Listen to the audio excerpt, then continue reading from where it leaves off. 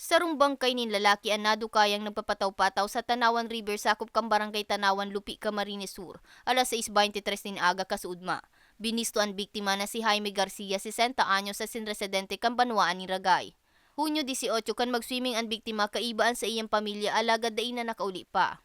Si tatay, magkakasama sila, nag-inuman sila doon. Inaalok na daw po ito na ano na, paalis na nung hapon. Eh, sabi daw po, kaya niya daw po yung sarili niya. Di pag-uwian na po yung mga kamag-anak niya. Tsaka nung pagbibisita po, sanay na daw po sila na hindi umuwi si tatay pag gabi kasi minsan na umagahan na po si tatay sa inuman. Parang ganun. Kaya nasasanay na po sila na hindi po nakaka-uwi si tatay.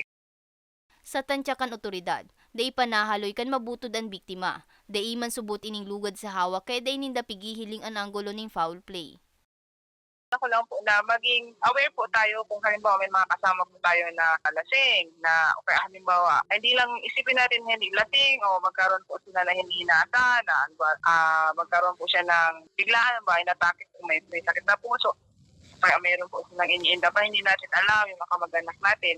Maging ano po tayo sa, kung wala po sila sa bahay nila, hanapin. Sa presente, pigahalat pa kan otoridad ang resulta kan otopsiya sa biktima. Para sa mga baretang tatak Bicol, May Arango.